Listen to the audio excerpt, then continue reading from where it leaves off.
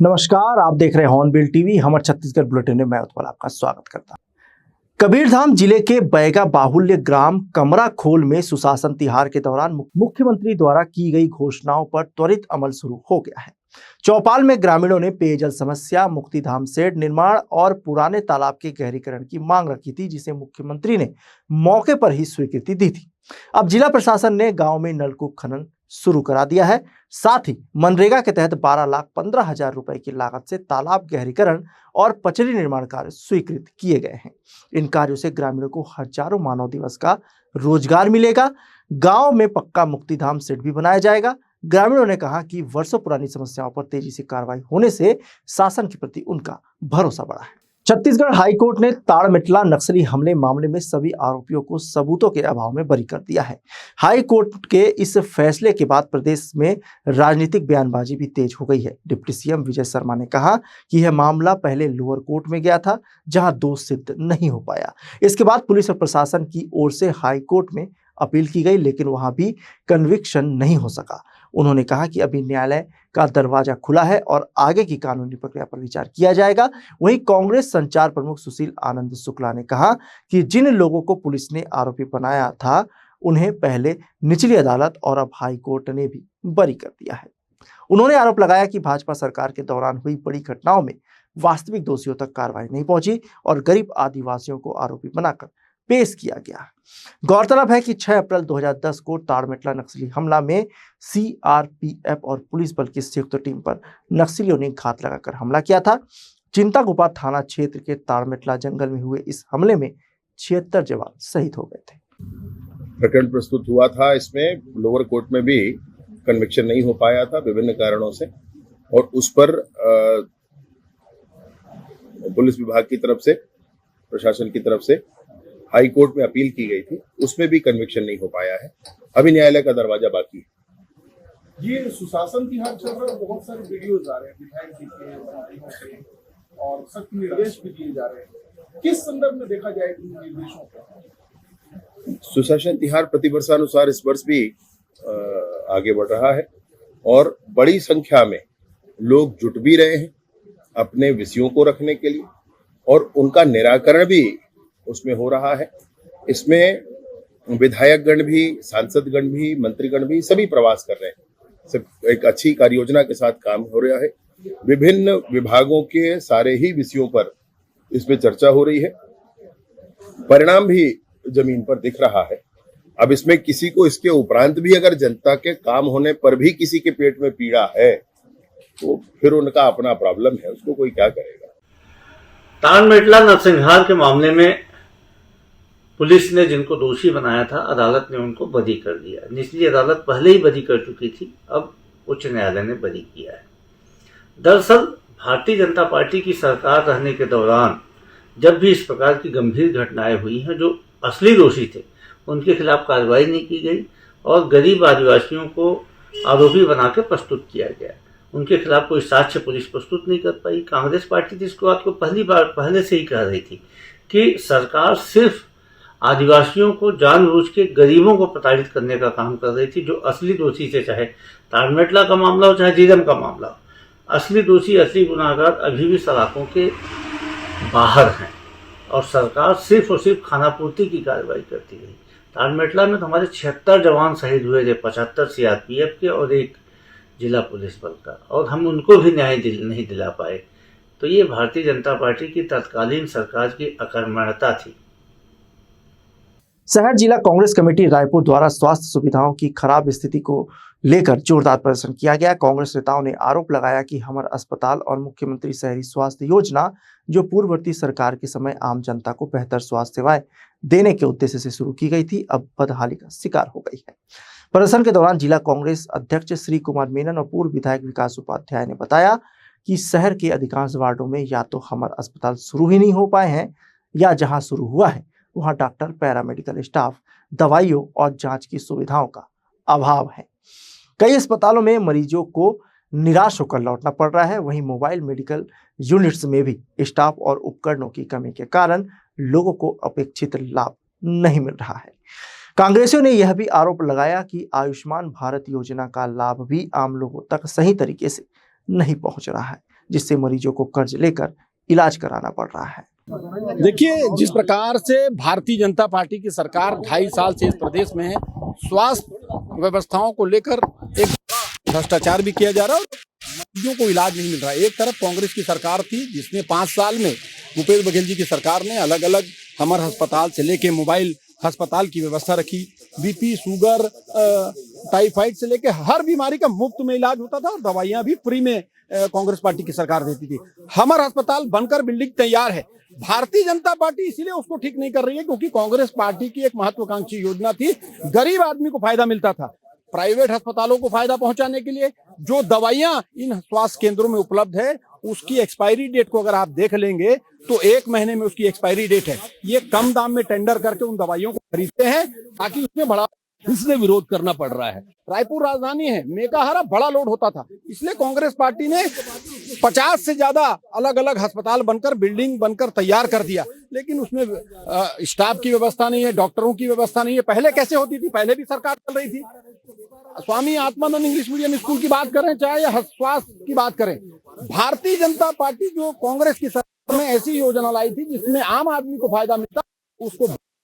देखिए, जिस प्रकार से पिछले 2.5 साल की सरकार में जो अवस्था है पूरे शिक्षा विभाग, स्वास्थ्य विभाग में फैली, उसको लेकर यह आक्रोश है, आम जनता का आक्रोश है। कांग्रेस जन यहाँ पर उसी बात को लेकर यहाँ पर आए हैं कि आखिर क्या कारण है कि स्वास्थ्य जैसे विभाग में सरकार प्राथमिकता के साथ ध्यान नहीं दे रही है। कोविड के दौरान 2 साल के दौरान तमाम व्यवस्थाओं को भूपेश बघेल जी की कांग्रेस सरकार ने बनाया था। हर वार्ड में हमारा अस्पताल बनाने की बात की गई थी जहाँ पर बुखार, सर्दी, खांसी, शुगर, बीपी के चेक करने के लिए किट्स, हर व्यवस्था को करने की तैयारी कर दी थी और की भी थी। लेकिन पिछले 2.5 साल के अंदर पूरी व्यवस्थाएं बिगड़ चुकी है, चरमरा गई है।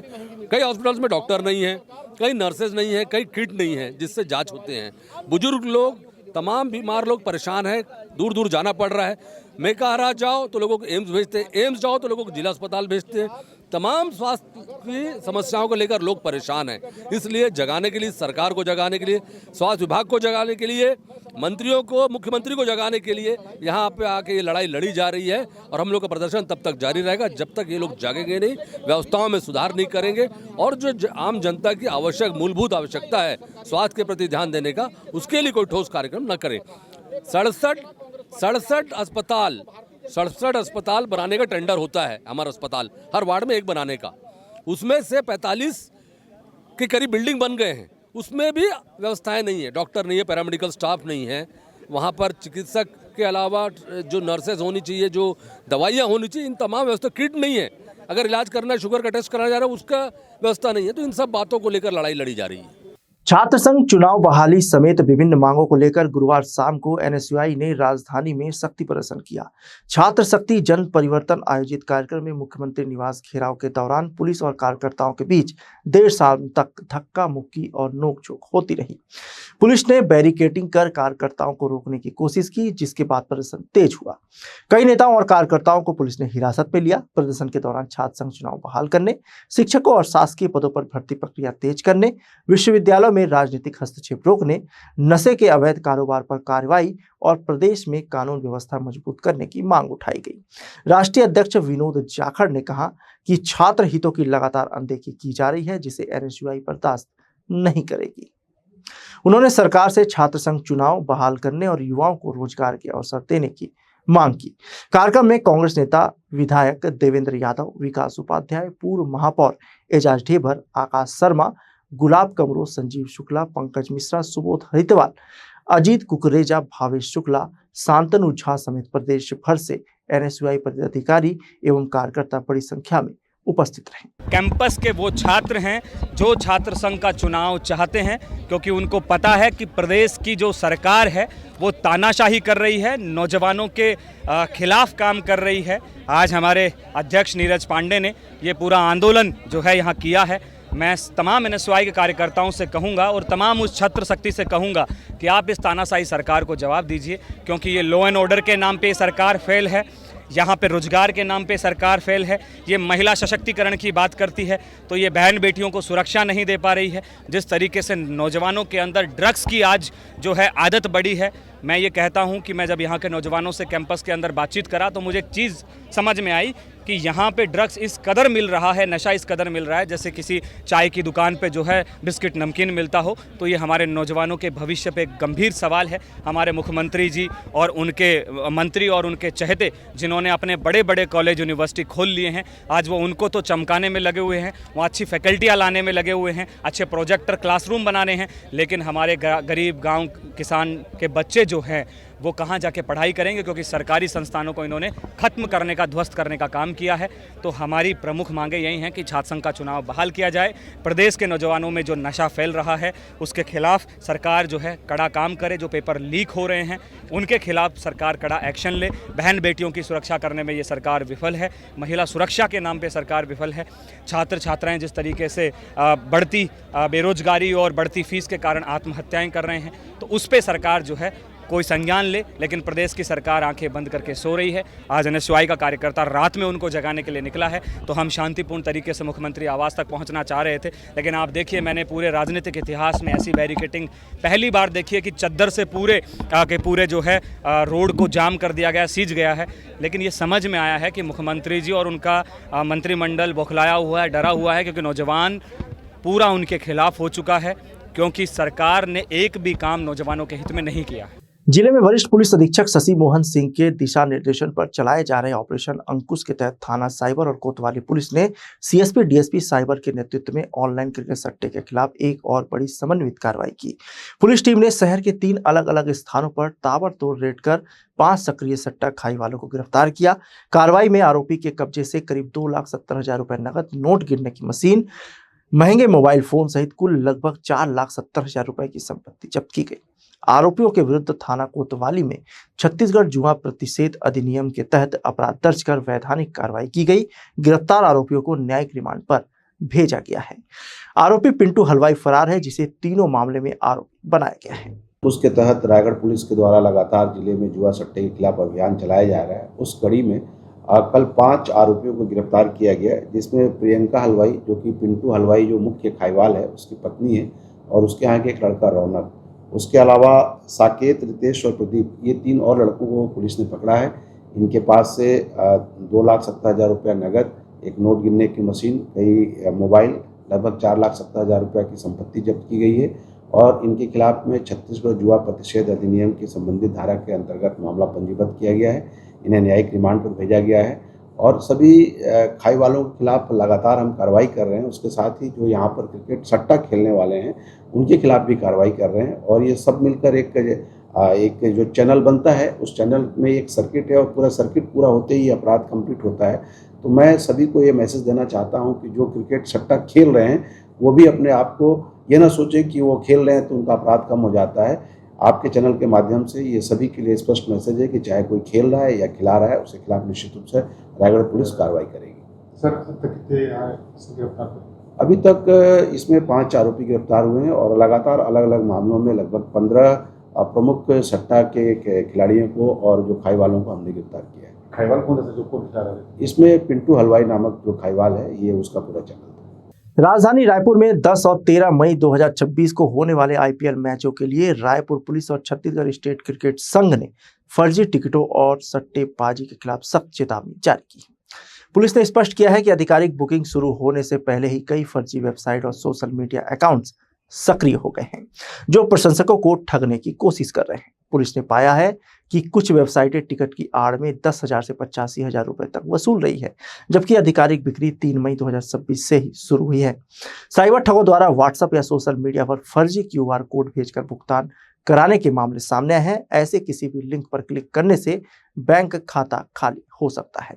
पुलिस अधिकारियों ने अपील की है कि यदि आप किसी भी प्रकार की ऑनलाइन ठगी का शिकार होते हैं तो तुरंत 1930 पर कॉल करें या स्थानीय पुलिस स्टेशन रिपोर्ट दर्ज करें। रायपुर में जो 2 मैचेस जो होने वाला है अभी मई महीने में, उसको लेके बहुत सारे फर्जी वेबसाइट्स, उसको टिकट्स बेचने के लिए बहुत सारे फर्जी वेबसाइट्स बना है। तो इसलिए मैं सबको यही अपील करना चाह रहा हूँ कि जो टिकट्स है वो सिर्फ ऑफिशियल वेबसाइट से बुक करें, कोई भी अदर वेबसाइट से बुक ना करें, क्योंकि मोस्टली फर्जी वेबसाइट्स और फर्जी टिकट्स ही अभी हमारे सामने भी आया है। तो इसमें बहुत धोखाधड़ी हो रहा है, तो सभी अलर्ट रहे और जो भी टिकट्स है सिर्फ ऑफिशियल वेबसाइट से खरीदें। बिलासपुर जिले में अवैध प्लाटिंग के खिलाफ निगम प्रशासन अब पूरी तरह एक्शन मोड में नजर आ रहा है। लंबे समय से चल रहे अवैध प्लाटिंग के खेल पर शिकंजा कसते हुए शुक्रवार को निगम प्रशासन ने कोनी और बिरकोना गांव में बड़ी कार्रवाई की। निगम की टीम ने बुलडोजर चलाकर अवैध निर्माण और बाउंड्री वॉल को ध्वस्त किया। जानकारी के मुताबिक बिरकोना इलाके में करीब 3 एकड़ जमीन पर अवैध तरीके से बाउंड्री वॉल खड़ी कर कब्जा किया गया था। इतना ही नहीं, वहां बिना अनुमति सड़क निर्माण का काम भी कराया जा रहा था। शिकायत और जांच के बाद निगम प्रशासन ने मौके पर पहुंचकर कार्रवाई की। कोनी और बिरकोना में हुई इस कार्रवाई के दौरान बुलडोजर से अवैध निर्माण तोड़े गए। किसी भी तरह के विरोध या विवाद की स्थिति से निपटने के लिए मौके पर भारी पुलिस बल भी तैनात रहा। निगम अधिकारियों का कहना है कि बिना अनुमति की जा रही प्लाटिंग और निर्माण कार्यों पर आगे भी लगातार कार्रवाई जारी रहेगी। कोनी में लगभग 45 से 50 डिसमिल जमीन को कार्रवाई की गई है। उसका राजस्व रिकॉर्ड के अनुसार ऋषि मिश्रा और इसमें 4 लोग हैं। ऋषि मिश्रा, हरिचंद मिश्रा, मनारा लाल मिश्रा और अमित खेत्रपाल, ऐसे 4 लोग थे। उनके जमीन पे कोई अनाम व्यक्ति के द्वारा अवैध प्लाटिंग की गई थी, जिसकी शिकायत मिलने पर उस पर कार्रवाई की गई। जानकारी नहीं, कोनी में कार्रवाई की नहीं, उसकी जानकारी प्राप्त नहीं हुई है, लेकिन उसका स्थल का फोटोग्राफ और जानकारी हमारे सभी इंजीनियर लोग प्राप्त कर रहे हैं। प्राप्त करने के बाद जो भी होगा उसमें आयुक्त महोदय के संज्ञान में लाके उस पर भी कार्रवाई की जाएगी। यहाँ पे कितने उस पर कार्रवाई की जाएगी? यहाँ पे ये बिरकोना गाँव है, ये भी जोन नंबर 8 में आता है। ये शराब भट्टी के पीछे कोई क्या नाम है इनका, रूपाली राय करके है। राजस्व रिकॉर्ड के अनुसार जो पटवारी बता रहे हैं, जो पटवारी हैं पराग महिलांगे, उनसे बातचीत की गई थी तो उन्होंने बताया कि रूपाली राय के नाम से भूमि है और इस पे देख रहे हैं जैसा कि अवैध प्लाटिंग होती है इस प्रकार का है, तो मुरुम डाल के सड़क का निर्माण किया गया है और 4 दीवारी की गई है। इसमें बीच में एक शिकायत भी प्राप्त हुई थी सेंट्रल यूनिवर्सिटी की तरफ से, ये उनकी कुछ जमीन पे उनके द्वारा भी अतिक्रमण किया गया। वो उसको देखेंगे, वो भी यदि होगा तो तहसील स्तर पे कार्रवाई होगी। नगर पालिका निगम के द्वारा ये कार्रवाई अवैध प्लाटिंग पे की जाएगी। बिलासपुर जिले के कोटा थाना क्षेत्र में पुलिस ने अवैध शराब बिक्री के खिलाफ बड़ी कार्रवाई करते हुए 2 आरोपियों को गिरफ्तार किया है। चेतना विरुद्ध नशा और प्रहार अभियान के तहत पुलिस ने ग्राम करगी खुर्द और कोटा शराब भट्टी के पास दबिश देकर महुआ और देसी प्लेन शराब जब्त की। करगी खुर्द निवासी अमर सिंह मरावी के पास से करीब 3.5 लीटर कच्ची महुआ शराब और नकदी बरामद हुई, जबकि रोहन कुमार साहू के कब्जे से 16 नग देसी प्लेन शराब जब्त की गई। दोनों आरोपियों के खिलाफ आबकारी एक्ट के तहत मामला दर्ज किया गया है। कार्रवाई का वीडियो सोशल मीडिया में वायरल हो रहा है। कोटा के शराब दुकान में चखना सेंटर के पास में कुछ लोग वहां पर शराब निकाल के बेच रहे थे। सूचना मिलने पर हमारे द्वारा उसमें जाके कार्रवाई की गई, जिसमें से 8-10 पौवा था और 47 रुपए की जब्ती भी की गई। कितने आरोपी हैं इसमें? तो 2 आरोपी थे, जिसमें से 1 आरोपी को हम लोग पकड़ लिए मौके पर। हाँ, पूर्व में ही कार्रवाई किए थे। उसके बाद ये वीडियो वायरल हुआ है। जो वीडियो वायरल हुआ है बात का है, पूर्व में हम लोग पहले ही कार्रवाई कर चुके थे। बिलासपुर जिले के चकरभाटा थाना क्षेत्र में ट्रांसपोर्ट नगर में ट्रक चालक से हुई लूट की घटना का पुलिस ने खुलासा कर दिया है। मामले में पुलिस ने एक आरोपी युवक को गिरफ्तार किया है, जबकि एक विधि से संघर्षरत बालक की संलिप्तता भी सामने आई है। पुलिस ने आरोपियों के कब्जे से लूट की रकम और घटना में इस्तेमाल बुलेट बाइक जब्त की है। कुछ दिन पहले ट्रांसपोर्ट नगर इलाके में ट्रक चालक के साथ मारपीट कर मोबाइल और नकदी लूट ली गई थी। घटना के बाद पुलिस लगातार आरोपियों की तलाश में जुटी हुई थी। जांच के दौरान पुलिस को अहम सुराग मिले, जिसके आधार पर एक युवक को गिरफ्तार किया गया। वहीं मामले में एक विधि से संघर्षरत बालक की भूमिका भी सामने आई है। पुलिस ने आरोपियों के पास से लूट की रकम बरामद की है। पुलिस ने कार्रवाई करते हुए घटना में इस्तेमाल बुलेट बाइक भी जब्त कर ली है। फिलहाल पुलिस मामले के अन्य पहलुओं की जांच में जुटी हुई है। कुछ दिन पूर्व चकरभाटा थाना क्षेत्र अंतर्गत ट्रांसपोर्ट नगर में एक लूट की घटना हुई थी, जिसमें एक ट्रक चालक था, उसके साथ कुछ युवकों ने मारपीट की थी। उसका मोबाइल और कुछ पैसे उससे लूट लिए थे। पुलिस की टीम लगातार इस प्रयास में लगी थी कि इन आरोपियों को शीघ्र पकड़ा जा सके, जिस पर पुलिस ने त्वरित कार्रवाई करते हुए एक युवक को पकड़ा है और एक विधि से संघर्ष बालक में शामिल था। उनके पास से एक बुलेट भी जब्त की गई है और लूट की गई रकम भी पुलिस ने जब्त की है। और पूछताछ में यह भी खुलासा हुआ कि 2 दिवस पूर्व इन्होंने एक व्यक्ति के साथ और मारपीट भी की थी, और जिस पर पुलिस उस मामले में भी इनको गिरफ्तार की है और इन्हें रिमांड में भेजा गया। बिलासपुर पुलिस अब लंबित शिकायतों के त्वरित निराकरण पर फोकस कर रही है। इसी कड़ी में वरिष्ठ पुलिस अधीक्षक रजनीश सिंह ने रक्षित केंद्र के चेतना हॉल में समीक्षा बैठक लेकर लंबित मामलों की सुनवाई की। पुलिस कार्यालय और थानों में लंबित करीब 300 शिकायतों के निराकरण के लिए शिकायतकर्ता, जांच अधिकारी और थाना प्रभारियों को एक साथ बुलाया गया। कई मामलों में एफआईआर दर्ज करने के निर्देश दिए गए, जबकि कुछ मामलों में पक्षकारों के बीच समझौता भी हुआ। एसएसपी ने बताया कि ज्यादातर शिकायतें जमीन, पारिवारिक और पड़ोसी विवाद से जुड़ी है। अब हर महीने विशेष समाधान कैंप लगाए जाएंगे। शिकायत जो हमारे एसपी ऑफिस में शिकायतें आती हैं, हमारे अधिकारियों के यहाँ आती हैं, वरिष्ठ कार्यालय से आती हैं, उन सभी शिकायतों का एक तय समय सीमा में निराकरण किया जाए। और इसके उद्देश्य से हम लोगों ने आज सभी अनावेदक पक्ष सभी को बुलाया और उनकी सुनवाई की है, उनके विवाद के बारे में जाना है और इसी स्थल पर इसका निराकरण आज ही किया गया है और वो लोग संतुष्ट होकर यहाँ से जा रहे हैं। यदि किसी को कोई समस्या होगी तो उसमें फिर से देखा जाएगा, कार्रवाई की जाएगी। लेकिन जिस प्रकरण में स्पष्ट रूप से ऐसा लगता है कि इसमें कॉग्निजेबल ऑफेंस है, अभी तत्काल उसमें एफआईआर करने का आदेश किया गया है। इसके अलावा यदि ऐसा लगता है कि नॉन कॉग्निजेबल है, अर्थात कि उसमें पुलिस कुछ नहीं कर सकती, सिविल नेचर का मैटर है, तो उसमें उनको 155 की रिपोर्ट जो कि अब 174 बीएनएसएस के तहत दी जा रही है। और यहीं पर बहुत से पक्षों ने जो विवाद हुए 4 महीने 6 महीने हो चुके थे, बहुत से पक्ष ने यहीं पर आपस में समझौता भी किया, यहीं पर आपस में उन्होंने इस विवाद को भूल जाने और खत्म हो जाने की बात कही है और उसके आधार पर भी इसमें केस को फाइल किया गया है।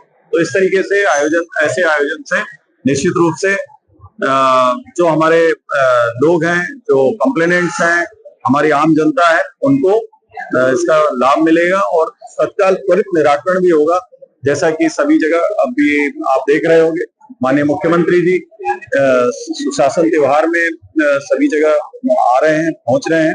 तो हम लोग ये लोगों की जो ग्रीवांसेस हैं, लोगों की जो समस्याएं हैं, उसको हम लोग ने इस तरीके से उसको सुना। जांजगीर चांपा वेदांता पावर प्लांट सिंगी तराई की घटना में केवल 2 लोगों पर एफआईआर की जानकारी दी जा रही है। वहीं 17 नामों पर डबरा पुलिस जवाब नहीं दे पा रही है। युवा कांग्रेस शनिवार को राजीव भवन में इस मामले की उच्च स्तरीय जांच और दोषियों के खिलाफ कड़ी कार्रवाई की मांग करते हुए बचे शेष आरोपियों के नाम सार्वजनिक करने की मांग की। गौरतलब है कि 14 अप्रैल वेदांता पावर प्लांट के बॉयलर फटने से 25 कर्मचारियों की एक करके मौत हो गई थी। घटना के बाद डबरा पुलिस ने उद्योग के मालिक अनिल अग्रवाल एवं कंपनी प्रबंधक देवेंद्र पटेल के खिलाफ एफआईआर दर्ज की है, लेकिन इस मामले में 19 लोगों को दोषी करार दिया गया है। युवा कांग्रेस का आरोप है कि पुलिस ने 2 नामों की घोषणा तो कर दी, लेकिन 17 नामों पर अभी भी पर्दा डाल रखी है। ऐसे मामलों में पुलिस बड़ा खेल भी करती है, क्योंकि नाम जोड़ने छोड़ने में पुलिस को बड़ा आर्थिक लाभ होने की बात कर रहे हैं। प्रेस वार्ता में युवक कांग्रेस के अध्यक्ष आकाश शर्मा ने कहा कि जब डबरा थाना प्रभारी से एफआईआर की कॉपी मांगी गई तो एफआईआर को सेंसिटिव बता दिया।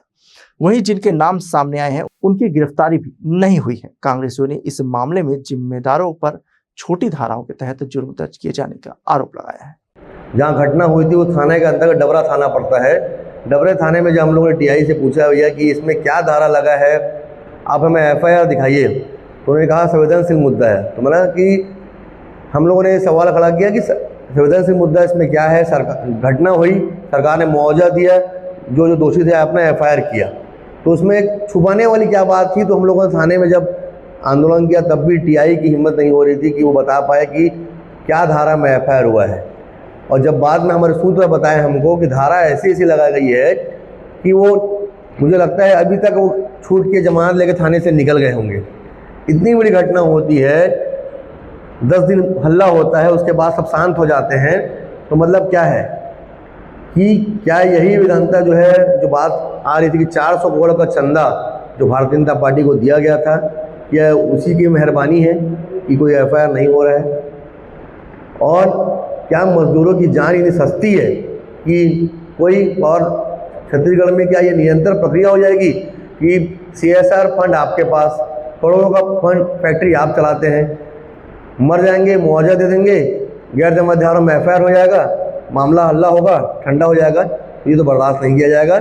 हम लोगों ने उस दिन भी कहा था, पहले हम लोगों ने शुरुआत की थी कि हम लोग चर्चा करें, जानकारी लें, सरकार इस बात पर ठोस नीति बनाए और क्या कार्रवाई वेदांता पावर प्लांट की ऊपर हुआ है, सरकार का कुछ जिम्मेदार मंत्री सामने आए, बताए कि इन धाराओं में सरकार अगर कार्रवाई की है तो हम सरकार का स्वागत करेंगे, लेकिन सरकार को जिम्मेदार मंत्री सामने आए और बताया कि 20 दिन पहले जो घटना वेदांता पावर प्लांट की हुई थी छत्तीसगढ़ में, उसका स्टेटस क्या है, कितने लोगों के ऊपर एफआईआर किया गया, कितने गिरफ्तारी हुई है, क्या मामलों में धारा दर्ज की गई थी, और अगर किन धाराओं में, और आने वाले समय में अगर सरकार अपनी नीति स्पष्ट नहीं करती है तो सख्ती से लेकर रायपुर तक वेदांता पावर प्लांट और तमाम जो घटनाक्रम हो रहे हैं उसके खिलाफ जो है युवा कांग्रेस जो है आने वाले दिनों में बड़ा प्रदर्शन करेगी और वेदांता की सच्चाई जो है जनता के बीच इस युवा कांग्रेस लेके आएगी।